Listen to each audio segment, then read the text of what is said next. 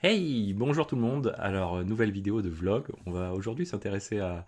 Je vais vous partager quelque chose, hein, une expérience un peu personnelle, même très personnelle, concernant mon grand-père, son entreprise, ou en tout cas son approche de l'entreprise, et quelque chose qui a un petit peu transformé ma vie, la vision de si j'étais entrepreneur, ce que je ferais. Alors, depuis tout jeune, j'aurais aimé être entrepreneur, j'ai jamais eu le courage de le faire, c'est une chose, mais derrière ça, il y a quand même des valeurs transmises, et voilà, j'ai eu la chance de passer beaucoup de temps en fait avec mon grand-père, ma grand-mère aussi, parce que bah, mes parents travaillaient énormément sur l'exploitation agricole familiale, et du coup, bah, mes grands-parents avaient souvent, je passais du temps le week-end, le samedi après-midi, ce genre de choses, pour pouvoir échanger. Alors ça, c'était quand j'étais un petit peu plus mûr. On échangeait énormément dans les âges de 16 à 20 ans. On échangeait énormément avec mon grand-père sur différents aspects, les aspects financiers, les aspects sociaux, politiques, etc. Et voilà, ça m'a permis de m'enrichir d'anecdotes, de choses particulières. Et vous allez voir que la plus grosse anecdote a été finalement, non pas de son vivant, mais son dernier voyage, on va dire. C'est là où il m'a transmis la chose la plus. Quelque chose qui m'a marqué fortement, qu'on va dire. Alors tout ça, ça a commencé tout jeune, tout petit en fait. J'ai eu la chance, voilà, d'avoir mon grand-père qui était entrepreneur, qui avait une entreprise de travaux, de machines agricoles, pas de travaux agricoles, mais de machines, c'est-à-dire qu'il vendait du matériel agricole dans l'Aisne après-guerre. Donc forcément, c'est quelque chose si on n'est pas trop, si on n'était pas trop idiot à l'époque, ça marchait bien, même très très fort.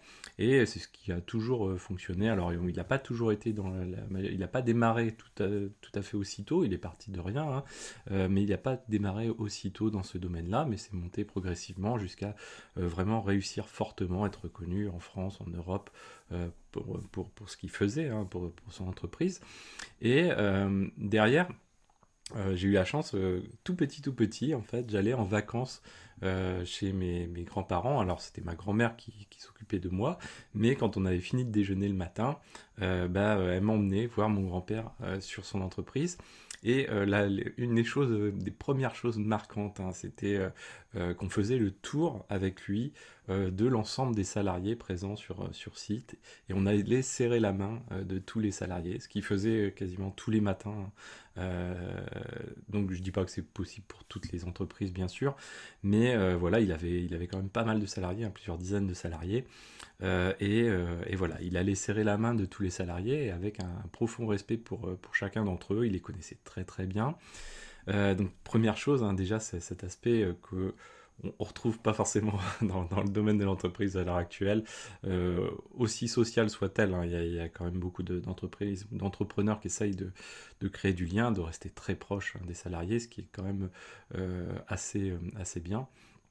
Et d'autres éléments, hein, dans les anecdotes qu'il me racontait, ou même j'ai pu voir, hein, à chaque naissance d'un des enfants du salarié, d'un des salariés, bah, ma grand-mère allait offrir un cadeau à la maternité directement, à la femme du salarié qui venait d'avoir un enfant, et il prenait des nouvelles, etc., très très régulièrement. Euh, ouais, plein de choses que je pourrais vous raconter, plein d'autres choses. Là, je suis en mode, bien sûr, j'essaie de vous relater quelques faits principaux, mais il y avait beaucoup de choses comme ça qui réalisait pour ses salariés. Par exemple, il me racontait qu'en mai 68, donc grosse grève nationale, hein, c'est l'emblème un peu de la France, à tort, à raison, avec tout ce que ça entraînait derrière, hein, qui derrière j'allais dire, on en subit encore les choses. Ça a changé profondément la France. Euh, en bien en mal, peu importe, hein, c'est pas le sujet. Mais lui, à l'époque, en fait, il était déjà très proche de ses salariés. Ses salariés, il les accompagnait fortement, hein. Par exemple, sans vraiment, alors j'allais dire sans leur demander, pas tout à fait, mais en tout cas en leur imposant, il faisait en sorte d'alimenter, par exemple, des sortes d'assurance vie, hein, c'était pas vraiment tout à fait le cas à l'époque, pour pouvoir leur préparer leur retraite, et il les informait qu'il faisait ça pour eux, pour la suite. c'est quand même juste quelque chose à l'époque d'assez, assez, comment on va dire, j'allais dire extraordinaire, non, mais qui sort de l'ordinaire, hein, clairement. Et puis arrive mai 68. Et bien mai 68, c'est les syndicats donc insister fortement pour que la grève, que les employés suivent une grève globale, hein, en France, grève générale, et bien les syndicats ont été obligés de venir dans son entreprise pour faire arrêter les salariés arrêter de travailler. Les salariés ne voulaient pas arrêter, hein. Donc il me relatait ça et je me suis dit mais c'est quand même assez... il a dû, il a dû créer un truc assez, un lien assez fort avec ses salariés, au gré des petites choses que je viens de vous aborder. Euh, c'est des choses qu'essayent des fois les entreprises modernes essayent de remettre en place, en tout cas de créer du lien fort avec les salariés. Mais ce genre de choses, en fait, il faut les remettre dans un contexte, un environnement d'époque et la valeur humaine, le côté humain fort qui y a derrière et la sincérité de ce qui est fait pour pouvoir créer ce lien. Et c'est assez délicat, je pense, à réaliser comme ça. Et donc, c'est déjà de son vivant, du coup, je me disais, il a dû créer quelque chose d'assez exceptionnel avec ses salariés. J'avais vu d'autres choses, hein, des salariés. Donc, mon grand-père était parti ensuite en retraite, on va dire, au début de la soixantaine, hein. Malgré tout, 5, 10, 15 ans après, ses salariés passaient encore le voir dans sa maison en Normandie pour venir lui dire un petit coucou, un petit bonjour. Là encore, je me disais, mais c'est assez extraordinaire. J'avais vu aussi des actes, quoi, on va dire des coups de main que donnaient des salariés à mon père par l'intermédiaire de mon grand-père, parce que bah voilà, peut-être qu'ils se sentaient un petit peu redevables de quelque chose. En tout cas, ils avaient le côté très proche. C'est là encore, hein, il avait notamment un de ses bras droits, et ça existait à l'époque, ce côté bras droit, c'est-à-dire vraiment la personne, une des pierres angulaires de mise en œuvre de l'implémentation des choses que l'entrepreneur, le créateur a mis en place, et la symbiose qui va avec le dévouement qui va avec, est extraordinaire aussi à voir. Et voilà, j'ai vu des choses assez folles, jusqu'à des gens qui, dans des usines allemandes, allaient nous fournir un moteur en moins de 48 heures, un moteur de moissonneuse ou des choses comme ça qui n'étaient pas évidents à trouver, et pour dépanner mon grand-père, pour aider mon père par la même occasion. Et tout ça, au fur et à mesure, me faisait me dire, mais il y a quand même, il a su créer ça. Il était dur, assez dur, hein, quand même, c'était une personne très dure, mais reconnaissant. Et ça, c'est quelque chose que j'ai vécu aussi avec une autre personne qui a été ma directrice. Euh, les gens peuvent être durs, mais s'ils sont reconnaissants, qui font preuve d'empathie au moment où c'est nécessaire, je dis pas toujours, c'est quelque chose qui peut transcender un peu on va dire, le global d'une entreprise. Et c'est pour ça que j'ai mis entreprise sociale, le caractère social, c'est parce que en fait, les gens étaient habitués dans ce cadre-là à vivre une aventure commune, travailler dans un même sens. Il me racontait des anecdotes de ses vendeurs, des choses assez incroyables. Même il était obligé de repasser un petit peu derrière pour éviter des choses trop délicates. Et le fait le plus important, et ce sera la dernière chose une des dernières choses que je vous évoquerai, le, le- l'élément le plus emblématique, fort, de l'entrepreneur selon moi, ça a été le jour de son inhumation, quoi, en fait. Le jour de son inhumation, en fait, à l'église, eh bien, il y avait une grande partie des salariés, des anciens salariés, on va dire plus de 25 ans après son départ en retraite à peu près, hein, un peu plus même, qui étaient présents, jusqu'à sa gouvernante aussi, qui m'avait aussi par moment gardé, ou d'autres enfants de la famille, qui est venu nous voir et nous dire un petit coucou, et d'anciens salariés, et ça a été un truc de fou, quoi. Imaginez, vous avez dirigé une entreprise, 25 ans après, vous avez des salariés qui viennent à votre inhumation, c'est que vous avez créé un lien fort, tout en étant quelqu'un d'assez rude, hein, quelque part. C'est que les gens ont compris.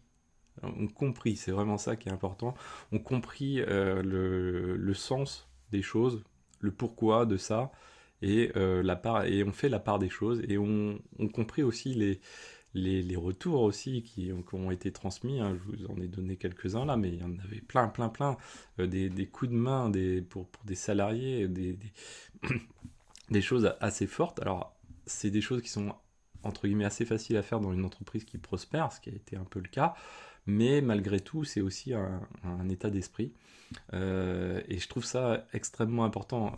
Personnellement, voilà, c'est ce qui m'avait valu, en fait, quoi, qui m'avait fait germer une volonté d'être entrepreneur, c'est ça. C'est-à-dire avoir un impact sur un groupe, et que cet impact soit vraiment fort, positif, et construire une équipe, hein, c'est-à-dire quelque chose qui socialement, mais pas au sens, voilà, le sens social le plus réduit, mais la globalité, c'est-à-dire coup dur, coup fort, quoi, coup dur ou coup, quoi, on va dire, ou moment facile, peu importe, avoir comment se serrer les coudes, et œuvrer dans le même sens, tout en ayant une juste cohérence, un retour des choses derrière, etc. Voilà. Euh, C'était un peu ce que je voulais vous livrer. Alors, il a même été décoré en fait à l'époque par la ville. Alors, je sais plus, c'était dans l'Aisne, Saint-Quentin, je crois. Euh, il devait être décoré par le maire de la ville comme meilleur entrepreneur en gros de l'année, hein, quelque chose comme ça. Eh bien, par conviction personnelle, il n'y est pas allé, il n'a pas été retiré sa médaille, parce que pour lui, voilà, il était entrepreneur, euh, comment on va dire, il défendait certaines convictions politiques mais sincères, c'est-à-dire que pour lui, le social, il faisait avec son argent lui-même. À la retraite, j'ai vu mes grands-parents faire des choses extraordinaires d'un point de vue social, et c'est là où on fait fausse route, je pense parfois, ou en tout cas, c'est qu'on a perdu vraiment beaucoup de valeurs qui font que bah, des gens aisés ne contribuent pas forcément dans la société, d'autres le font très très bien et ne sont pas forcément mis en valeur. C'est un petit peu dommage parce qu'en fait ça donne des stéréotypes en fait, que j'ai tendance d'ailleurs même à retrouver dans LinkedIn, ce qui fait la pauvreté finalement de certains, même s'ils sont riches peut-être. La richesse ne se juge pas, en tout cas à mes yeux, à quelques lignes sur un compte en banque, mais plutôt à l'impact justement qu'on vient un petit peu d'aborder, mais je pourrais vous raconter son impact social aussi, hein, c'est cette capacité à aider des gens, tout en étant, on va dire, riche quelque part, hein, financièrement, être capable de se mettre au niveau des gens, c'est-à-dire apporter des pains au chocolat, aider, essayer de trouver du travail, essayer de trouver des hébergements pour des gens en très forte difficulté, mais vraiment en y mettant de l'énergie. C'est quelque chose qui est assez intéressant à voir quand on est jeune, quand on est... Il y a le côté mimétisme, hein, qui importe, pas mimétisme, mais le côté exemplaire qui est extrêmement important aussi. Je trouve que c'est quelque chose quand on est parent, par exemple, ou grand-parent. Alors, je ne suis pas grand-parent, mais en tant que parent, je pense qu'on a un devoir, c'est de montrer cet exemple. Certains préfèrent peut-être montrer des choses techniques, etc. à leurs enfants. Rien n'empêche, mais en tout cas, il y a aussi le fait de transmettre certaines valeurs qui sont fondamentales et qui créent un tissu important au niveau de la société, et qui, j'espère, ne se perd pas. En tout cas, il faut maintenir ces choses-là parce que c'est ce qui fait de nous des êtres forts, et riches, pas forcément financièrement, mais riches globalement. Donc, il faut aller dans ça. Donc, ouais, j'ai vu tellement de belles choses réalisées par mes grands-parents, mes parents aussi également. Imaginez mon grand-père, on va dire multimillionnaire, qui roule en Diane, c'est-à-dire une deux chevaux, pour les gens qui connaissent un peu moins, une deux chevaux, c'est-à-dire vraiment la voiture du pauvre à l'époque, hein, parce qu'à l'époque, tout le monde roulait en grosses voitures, hein, des Mercedes, des BMW, déjà des très très belles voitures. Mais lui, voilà, il roulait en 2 chevaux, ils avaient leur petite maison, et on ne pouvait pas deviner l'étendue de leur, moyens financiers au regard de leur train de vie. Voilà, j'avais la chance de vivre de vivre des choses avec eux en toute simplicité. Exceptionnellement, des fois, une fois, ils m'ont offert quelque chose qui sortait, qui ressemblait un peu plus on va dire, au potentiel financier qu'ils avaient. Ils m'ont invité dans un excellent restaurant extraordinaire.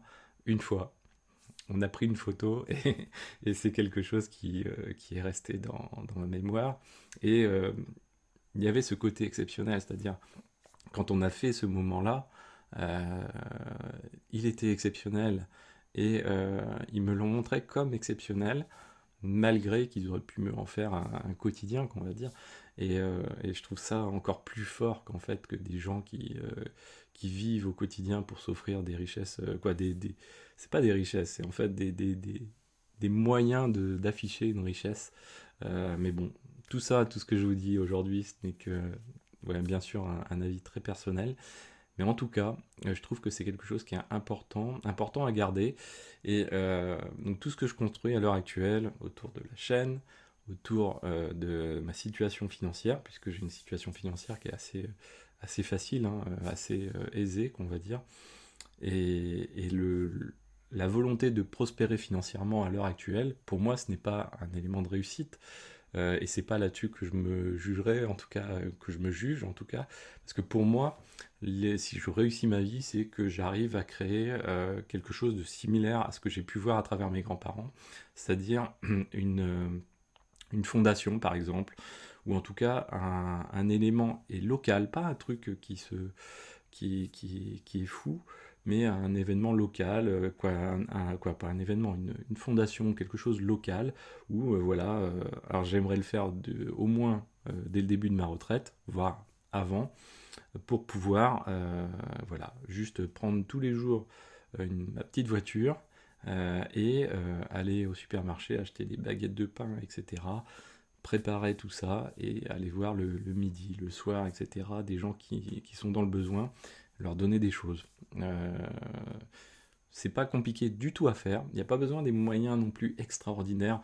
Là, je touche du doigt, on va dire, j'en suis pas loin on va dire, d'atteindre mon objectif. En tout cas, beaucoup de choses sont sur les rails pour atteindre ça et même passer des caps supérieurs. Pour moi, le but, c'est d'essayer de créer quelque chose, même avec, grâce au capital que j'ai, de créer de forts, comment on va dire, de forts dividendes, de fortes rentes, en fait, pour œuvrer dans ce sens-là, quoi. En fait, c'est vraiment quelque chose qui compte extrêmement pour moi.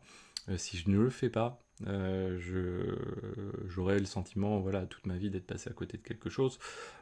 Accumuler de l'argent et mettre ça sur des palettes, c'est bien, mais c'est pas suffisant à mes yeux, hein. Après, je comprends que d'autres ont d'autres priorités, etc. Moi, j'ai de la chance, hein. Peut-être que je vous parlerai un peu de mes capitaux, mais je ne donnerai pas de chiffres. Mais voilà, il y a quelques éléments pour montrer un certain, de montrer voilà, j'ai de la chance, j'ai une chance énorme. J'ai toujours eu de la chance dans la vie, c'est un truc assez incroyable. Et au-delà de ça, voilà, j'ai eu un environnement favorable, pas tout le temps, hein, mais un environnement très favorable, et surtout, voilà, et qui m'a permis d'avoir des facilités pour faire des choses quand il le fallait et comme il le fallait. Et ce qui n'est pas forcément évident pour beaucoup de gens. Il y a des gens qui vivent des malheurs dans leur vie, hein. Alors moi, j'ai, voilà, d'autres aspects, mais plus familiaux, où malheureusement il y a des choses difficiles, mais en tout cas sur ces aspects-là, euh, les choses sont sur les rails pour aller vers ce que j'aimerais faire. Et voilà, on verra bien. Voilà, donc bah, n'hésitez pas aussi à partager vous un petit peu vos convictions par rapport à tout ça. Et puis je vous dis à très bientôt. Ciao à tous.